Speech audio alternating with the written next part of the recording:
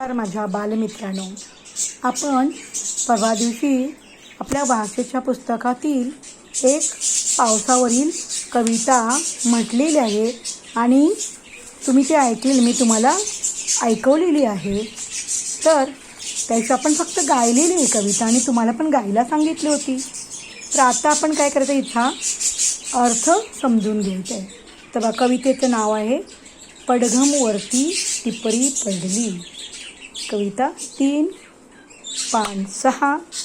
कवितेचे कवी आहे राजा ढाले. तर आता बघा, ऐका म्हणा आणि वाचा. इथं एक तुम्हाला हे चित्र दिसते ना, कसा पाऊस पडतोय. इथं घर आहे, त्या अंगणामध्ये ही मुलं नाचत आहेत. तर ही कविता आपण समजून घेऊया. पडघम वरती टिपरी पडली, तडम तडम तडम, कौलारावर थेंब टपोरे, तडम तडतड तडम. आता बघा, या चित्रामध्ये एक वाद्य दिसते का?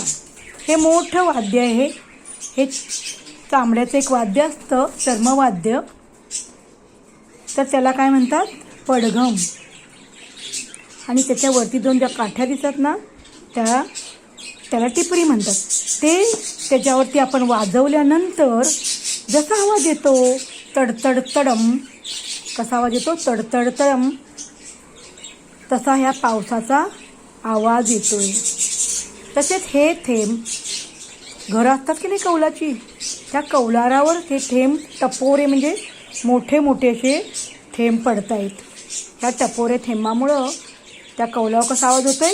तडम तडम, तडम तडतड तडम. म्हातारी हरभरे भरडते, ढगात गडगड गळम, थेंबासोबत वीज कोसळे, कडम कडकड कडम. पूर्वी बघा, चक्की नव्हती. त्यावेळेला गावच्या ठिकाणी आपल्या घरातील आई, मावशी, आजी काय करायची? जात्यावरती दळण दळायची. त्याच्यामध्ये हरभरे म्हणजे काय रे बाळानो? चणे. ते चणे तुम्ही खाता की नाही? त्याची भाजी बनवता, भाजून खाता. तर ते चणे कसे जाड असतात, मोठे असतात ना. तर ते जात्यावरती दळताना, म्हणजे भरडणे म्हणजे काय करणे माहिती आहे का? धान्य जाडसर दळायचं असतं. तर ते भरडताना जसा आवाज येतो तसा या ढगामध्ये गडम गडगडगडगम असा गडगडाट होतो की नाही, तसा त्याच्याप्रमाणे आवाज होतो असं सांगितलेलं आहे. आणि जेव्हा थेंब येतात, पावसाचे टपोरे थेंब, तर त्या पाऊस पडताना वीज चमकते, पाहिलेली आहे ना तुम्ही? तर ती वीज कोसळे म्हणजे काय? वीज पडते. जेव्हा पडते तेव्हा कसा आवाज होतो? कडम कडकड कडम. थेंबा भवती जलाल उठती. आता बघा, हे पावसाचे थेंब खाली पडतात तेव्हा पाणी साचतं ना बाळांनो. हे बघा, पाणी साचलेलं आहे. त्याच्यामध्ये जर हे पावसाचे थेंब पडले तर त्याच्यामध्ये असे तरंग उठतात, गोल वलय अशी तयार होतात. कारण तो थेंब पडतो आणि ते बाजूला पाणी सरकतं आणि गोल वलय तयार होतो. म्हणून थेंबाभोवती जलाल उठती, तरंग थरथर तरंग, नाचू लागले अंगण सारे आनंदाचे तरंग. आता बघा, ह्या पावसामध्ये सर्व धरत्रीला आनंद होतो. तसेच तुम्हाला, आम्हाला, सर्व लहान मुलाला, प्राणी, पक्षी, फुलं, झाडं सगळे आनंदी असतात. बघा, ह्याच्यामध्ये या चित्रामध्ये मला काय दिसतंय? ही झाडं हिरवीगार आहे, ती पण एकदम टवटवीत दिसतात पाणी पडल्यानंतर. तसेच हा कुत्रा आहे, मोती, किंवा त्याला तुम्ही काय वेगळं काही नाव ठेवू शकता, नॉटी. तर तो ह्या 4 मुलांबरोबर, ही भावंड आहेत, त्यांच्या दरवाजामध्ये अंगण म्हणजे काय? घरापुढची जागा. तर त्या अंगणामध्ये ही मुलं खेळत आहेत. तसा तो मोती पण त्या पावसामध्ये आनंदाने नाचत आहे. मुलं नाचत आहेत, गात आहेत. तुम्ही पण अशा पावसामध्ये नाचता की नाही? आवडतं तुम्हाला पाऊस?